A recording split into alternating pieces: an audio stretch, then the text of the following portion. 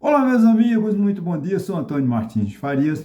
Eu sou um analista institucional com visão democrática. Meu compromisso pessoal é com a democracia.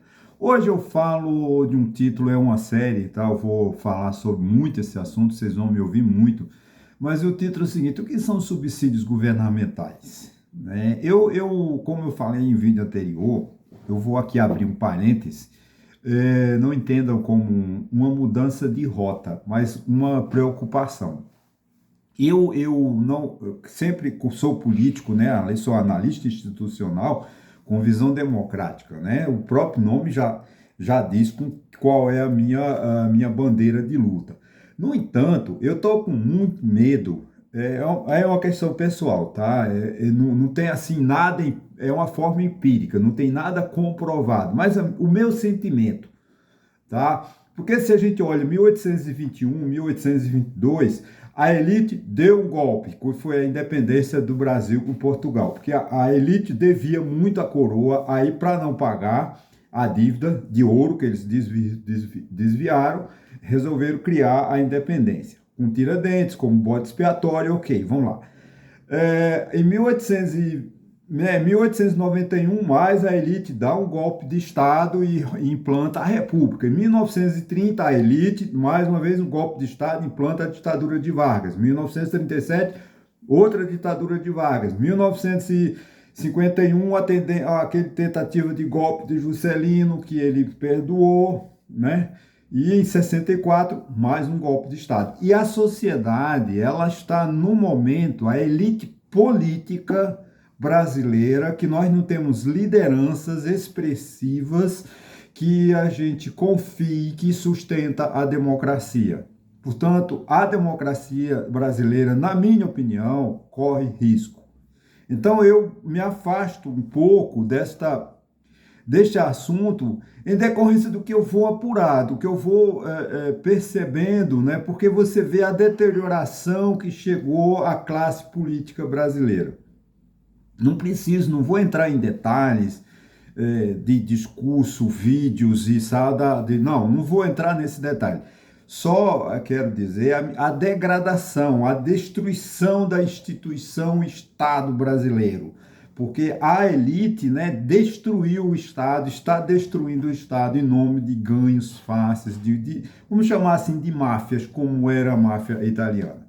Então hoje eu vou falar de um assunto que obviamente que vai mexer com política, vai falar de política, mas a gente precisa de se afastar um pouco para poder aprender, para poder estudar, para poder averiguar a tendência política no Brasil, que não é boa, em consequência da qualidade, da péssima qualidade dos políticos brasileiros. Pois é, bom dia, né? Hoje, como eu falei, iniciaremos uma série de vídeos, né? Ela tem como destino explicar de forma simples, né, e equilibrada, como o Estado brasileiro atua na economia e como influencia diretamente na vida de cada cidadão. Muitas vezes ouvimos falar em impostos, inflação, juros, dívida pública, incentivos fiscais, ajuda do governo às empresas, mas poucas pessoas sabem de fato o que significam essas medidas e como elas, né, impactam no nosso dia a dia, no nosso cotidiano. O objetivo, portanto, não é atacar governos, partidos ou ideologia. O propósito desse meu trabalho é uma série, né, de vídeos para nós compreendermos como é o funcionamento do Estado moderno, né, e refletir sobre os efeitos positivos e negativos das políticas econômicas, né, adotadas ao longo da história brasileira. Né? Um dos temas centrais dessa discussão são os chamados subsídios governamentais. O que é um subsídio? Né? Essa palavra tão usual, tão dia a dia, nossa, mas pouca gente para estudar, para ouvir, para prestar atenção. Gente, o subsídio é uma despesa que o governo faz, grosso modo, claro que eu vou detalhar mais, e quem paga a conta somos nós. Então, em termos simples, gente, o subsídio é uma forma de ajuda econômica concedida pelo Estado, né? Essa ajuda ela pode ocorrer diretamente e indiretamente por meio de impostos, financiamentos, incentivos, descontos, créditos especiais, né? O objetivo, em teoria, é estimular determinados setores da economia, né? Proteger empregos, incentivar o desenvolvimento regional ou reduzir as desigualdades. Está no artigo 3º da Constituição, né? Que um dos objetivos da nossa República é acabar com as desigualdades regionais. Tanto é que um dos principais organismos que mais tratam, que mais envolve subsídio é Sudene e Sudão. Sudene no Nordeste, Sudão no Norte, né?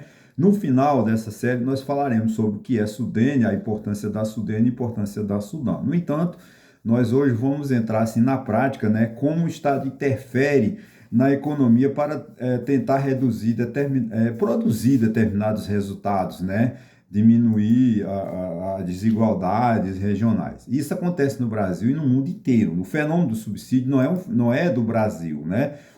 Todos os países, liberais ou não, eles têm como usual a prática de subsídios, né? O Estado sempre interferiu na economia? Sim. Muitas pessoas imaginam que o Estado deve ficar totalmente afastado da economia. Outros defendem uma forte intervenção estatal.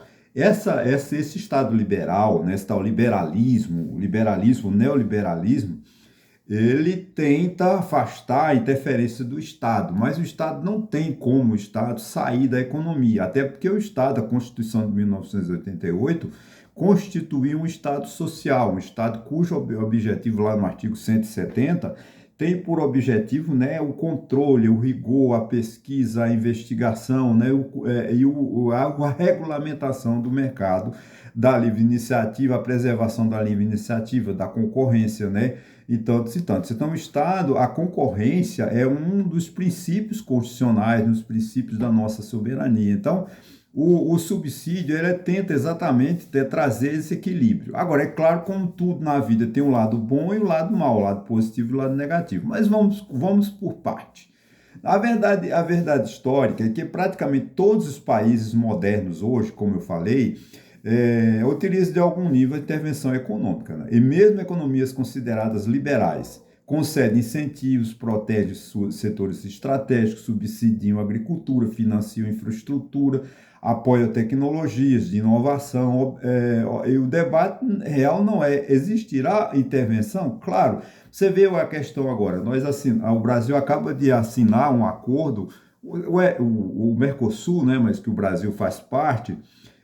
Questão é a União Europeia. A União Europeia assina um acordo, mas no mesmo tanto diz: olha, a partir de setembro nós não vamos comprar a carne de vocês, do Brasil. Então, o que acontece? Para o pecuarista francês, para o agricultor francês, isso é um grande negócio, é um incentivo, né? Então, a economia europeia é uma das maiores incentivadoras através de subsídios. Os Estados Unidos enche as empresas de subsídio. É que a gente não vê, a imprensa local, né, do Brasil não fala disso, mas um dos estados que mais financia empresas com subsídio são os Estados Unidos, né?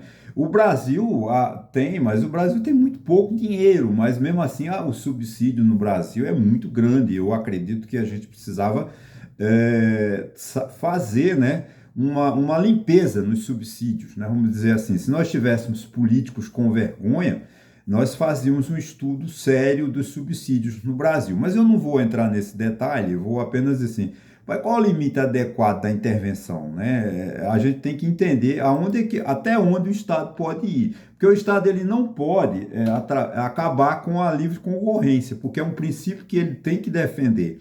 Então, o governo tem que entrar com dinheiro para incentivar determinadas regiões, determinados setores da economia, mas ele precisa de ter o cuidado, né, de não destruir a concorrência, vamos dizer assim, não dificultar a entrada de novos parceiros comerciais, não dificultar a entrada de novos produtos, não dificultar a entrada de novas pesquisas, porque quando a empresa ela se instala numa determinada região, ela tem uma tecnologia e ela mantém essa tecnologia ultrapassada porque ela está sendo beneficiada com subsídio, então ela não se preocupa em se atualizar. em se adequar, porque ela está atingindo o objetivo dela, ela não está pagando tributo, ela está recebendo dinheiro do governo, ela está tomando dinheiro emprestado mais barato. Então, para aquela empresa que recebe o subsídio, ela prefere manter sempre o status quo, né? De uma maneira que ela não venha a perder, a sofrer perdas econômicas com uma nova tecnologia. Ela não vai permitir que uma outra empresa vá concorrer com ela. Mas então o Estado regulador tem essa função através das agências reguladoras, né, que a gente também vai falar daqui a pouco, que pode atuar para determinados, fazer estudos, né, estudos permanentes, se realmente aquele subsídio está atingindo o objetivo, se não tem um privilégio naquilo, não está coibindo a entrada de novos produtos, não está coibindo a entrada de novas tecnologias, não está coibindo a entrada de novos fornecedores para que possam baratear mais o produto para o consumidor, porque o objetivo do Estado é manter a defesa do consumidor, né? Os subsídios, gente, eles podem assumir vários tipos, né? Nós temos os subsídios tributários, né, que é quando o governo reduz ou deixa de cobrar impostos, que esse é o grande problema no Brasil, né? Porque o governo dispensa muito tributo para empresas que eu acredito que não são, que não merecem, né? Por exemplo, essa questão da folha de pagamento, né? Que as empresas, 17 setores, né, são beneficiados que não pagam contribuição previdenciária, né, que é aquela parte do empregador, que é 20%, 22%, 25%, elas só pagam 2%, alguma coisa, de acordo com o rendimento, que eu não vou entrar nesse detalhe. Isso tudo é preciso que seja redução do ICMS, que seria mais a cargo dos estados, embora o governo federal possa, né, através de uma lei, interferir na receita do estado através de convênios e criar um incentivo para, mesmo concedendo isenção do ICMS, né? Esse aí é possível, não vamos entrar aí, não vou entrar em direito constitucional, nem em direito tributários, né? Mas esses são os subsídios financeiros, né? Os subsídios tributários, ou seja, deixa eu explicar melhor, que eu acho que eu me avexei, como diz o outro. Avexado aqui no Nordeste não é louco não, tá, gente? Tem muita pressa. Então, o governo reduz ou deixa de cobrar os impostos, que são os subsídios tributários, né? Ele dá incentivo fiscal, diz, por exemplo, na região Nordeste não vai pagar ICMS sobre cana-de-açúcar, sobre o açúcar, a região Nordeste não vai pagar ICMS sobre a água, né? E assim sucessivamente. Então, várias formas do governo aplicar isso e reduzir o custo, né, daquela empresa e aumentar o lucro e favorecimento, claro, ela cobrar um preço menor do produto que ela fornece, né?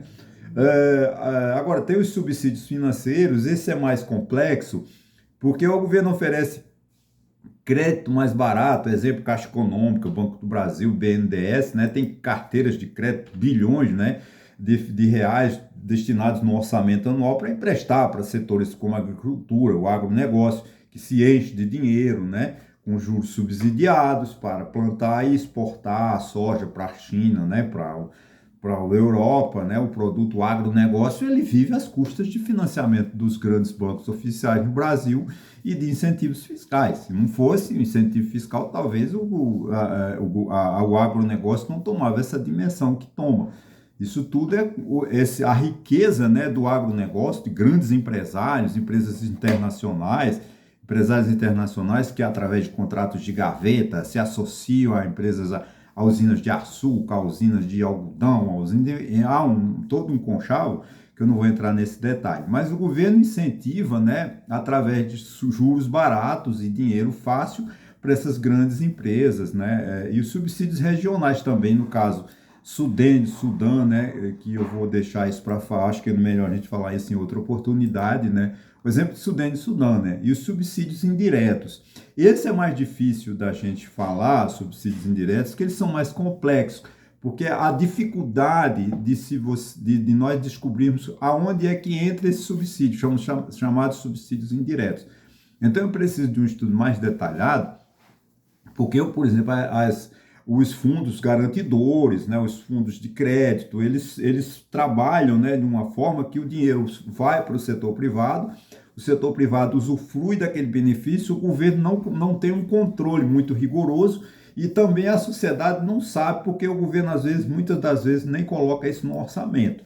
Mas vamos deixar isso para outro lado, quando a gente for detalhar mesmo cada subsídio. Tá? Eu só estou dando uma linguagem geral, porque é muito perigoso a gente falar tudo de uma vez, porque as pessoas não prestam atenção e, né, então é preciso a gente ter muito cuidado. Então, quando o Estado ajuda determinados setores, sem transferência direta de dinheiro, como exemplo, assim, por exemplo, ele dá uma carta de garantia, né? Por exemplo, um setor, uma empresa privada no estado de Pernambuco quer instalar uma fábrica, sei lá, vamos lá, no setor de gesso aqui, que o Pernambuco é um grande produtor de gesso, que é uma coisa bem manufaturado, bem manual ainda, o governo ainda não encontrou, né, uma solução para os gesseiros de Pernambuco.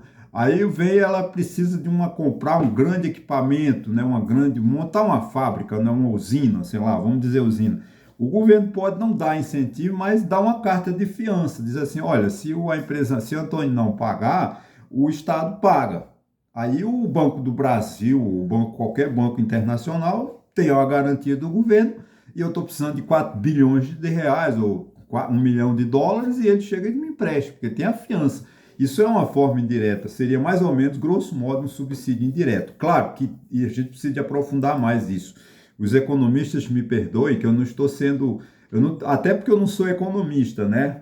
Isso aí é um estudo por curiosidade. Essa história do subsídio eu estou fazendo por curiosidade, agora com responsabilidade. Eu não posso passar informações, né, indireto. Esses subsídios, né, eles têm por finalidade... qual é a finalidade o Estado indutor, né? É o Estado porque nós vamos confundir subsídio com subvenções, tá? Subvenções sociais, subvenções econômicas, tá? E não está no meu vídeo, mas eu me lembrei desse detalhe, não está no meu roteiro aqui, mas as subvenções sociais são aqueles recursos que constam no orçamento. Por exemplo, o governo empresta para... Aqui no Nordeste não tem, porque a saúde aqui no Nordeste é um desespero. Mas, por exemplo, Rio e São Paulo tem a Beneficência Portuguesa, né, que é uma instituição de caridade que presta um serviço belíssimo àquela região. E então o governo paga para determinados recursos para aquela antiga LBV, né, todo mundo lembra da LBV, que era uma instituição.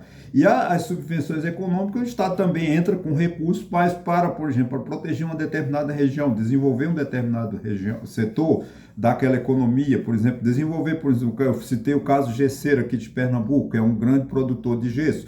No entanto, não tem o amparo do governo, né? Ainda uma economia bem precária, né? Ainda, eu me lembro que o ministro do Meio Ambiente, o Carlos Mink, esteve aqui e disse, nós temos reclamaram, né, que o gesso estava causando prejuízo ao meio ambiente, que eu acredito que sim.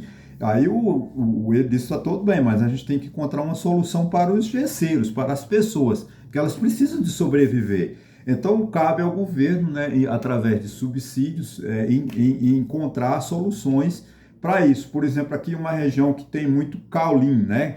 E o caulim, ele destruiu a madeira do Nordeste. Por quê? Porque o forno pega a pedra bruta de cal, né, o chamado de cal, o caulim, e coloca no forno 8, 15 dias, queimando ali lenha, né, 24 horas por dia.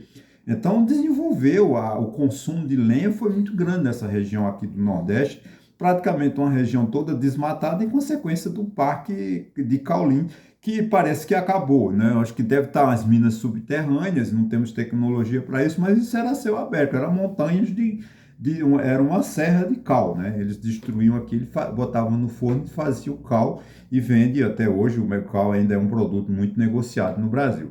Então, os defensores do subsídio afirmam que eles podem proteger empregos, desenvolver regiões pobres, incentivar setores estratégicos, exatamente.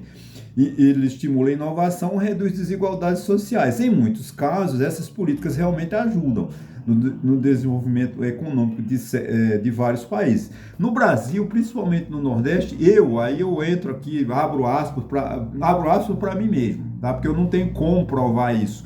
Mas o desenvolvimento do Nordeste não é por causa da Sudene, é pela força do povo. Porque os recursos que a Sudene usou, os incentivos fiscais, foi para ficar ricos.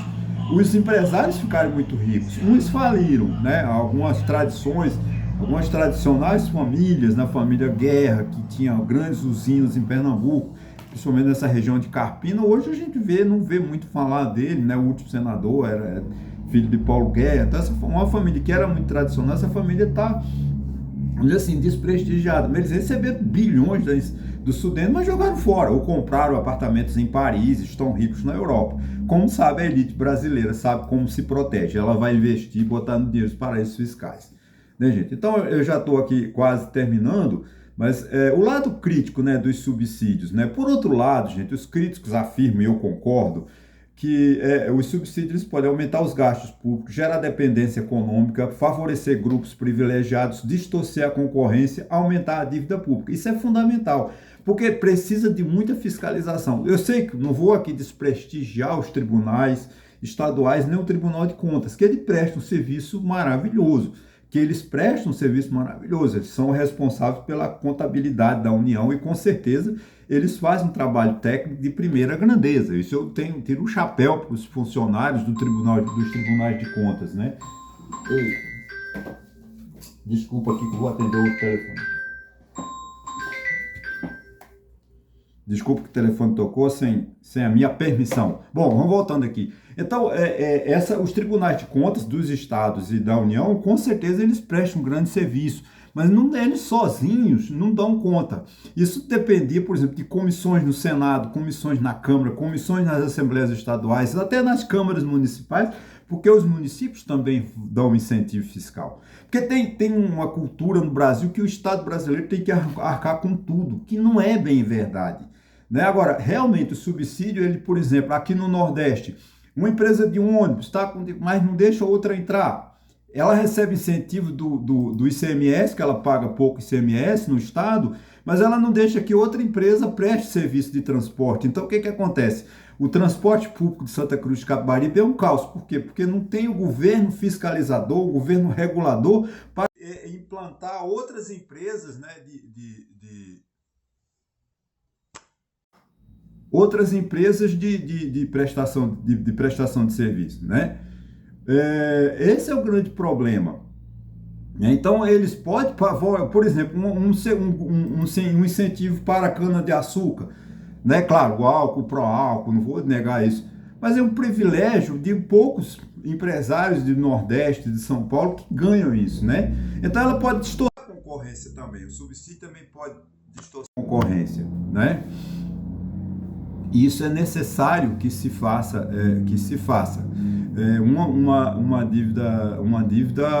procurar uma fiscalização melhor, né? Por isso, o grande desafio do Estado, gente, moderno, é encontrar o equilíbrio entre desenvolvimento e responsabilidade fiscal, né?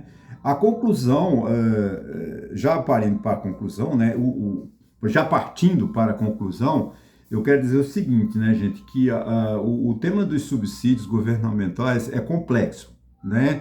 Ele envolve economia, direito, política, desenvolvimento social. Nos próximos vídeos, né, desta série, eu prometo e aprofundarei cada vez mais esses temas, né, com calma, com equilíbrio e responsabilidade, porque eu não quero passar informação sem...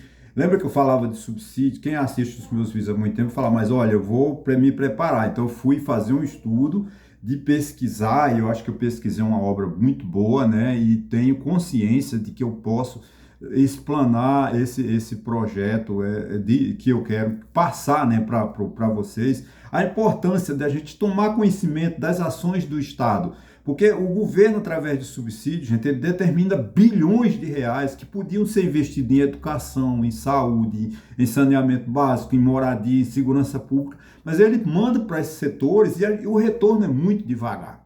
Por exemplo, o BNDES distribui bilhões de reais por ano em empréstimo para grandes empresas, mas cadê o retorno? Cadê a tecnologia brasileira? Cadê o produto brasileiro de qualidade? Você vê, a Coreia tem carros da Coreia, tem aviões da Coreia. O Brasil tem uma Embraer que está se arrastando, foi privatizada e tal. É claro que avião é uma tecnologia cara, mas o Brasil não tem mais uma indústria de navio, o Brasil não tem mais indústria, porque o Brasil não desenvolve o próprio veículo. Cadê a marca de carro brasileiro? Já era para termos isso. Mas não, a gente opta por montar, por exemplo, a Zona Franca de Manaus, Cadê o resultado da Zona Franca de Manaus? Bilhões de reais são destinados à Zona Franca de Manaus e o avanço da tecnologia é mínimo. Nós não podemos dizer, o Brasil é um país desenvolvido. Claro que é, o país tem tecnologia, mas essa tecnologia não é nossa.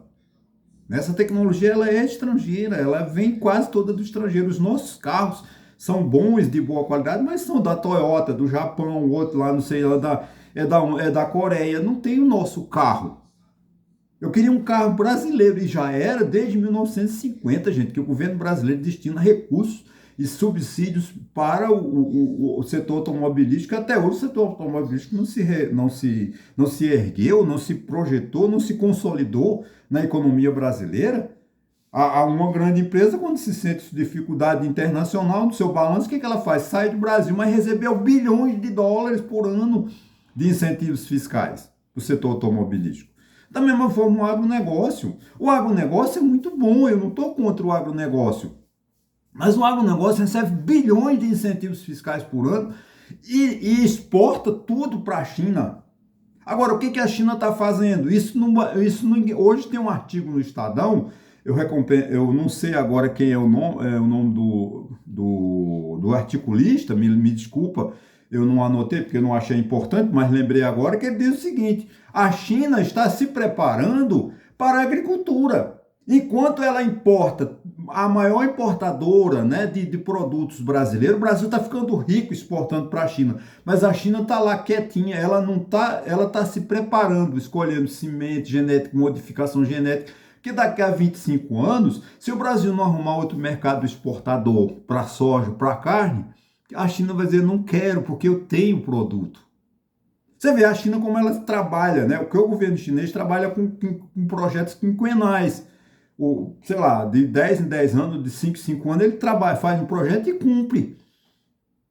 Né? E agora eles estão trabalhando a agricultura na China. E daqui a uns anos, a produção agrícola da China vai impactar o quê? Cadê o produto brasileiro? Vai exportar para onde? Não tem para o mercado, porque a China...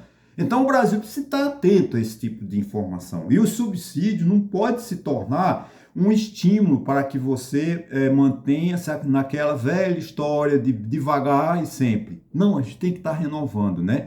Porque uma sociedade mais informada, gente, qual é a importância que eu quero dar isso aqui? Da importância da nos informarmos, porque uma sociedade mais informada compreende melhor o funcionamento do Estado e participa de forma mais consciente da vida pública. Muito obrigado pela sua colaboração. Se inscreva no meu canal se você gostou do tema e que na próxima semana esse tema sobre subsídio eu não vou falar segunda, terça, não. Eu vou dar um prazo para que a gente também faça o vídeo 2, o vídeo 3. É uma matéria muito longa, tá? Eu não vou falar toda semana. Então, próxima quarta-feira, com certeza não falarei de subsídio, falarei de outro tema. Mas esse tema eu vou explorar durante muito tempo, porque eu acho que é muito útil, muito importante para todos nós. Então não se esqueça de se inscrever no meu canal, faça seus comentários. Gente, eu estava com 940 inscritos, agora estou com 939, perdi um.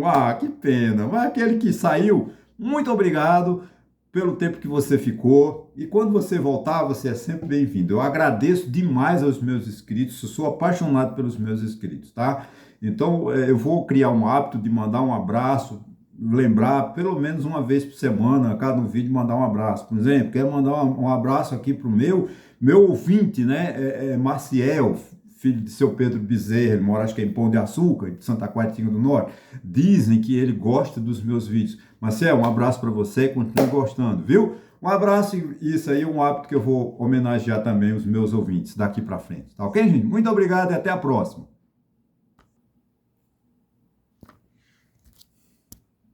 Acho que eu perdi.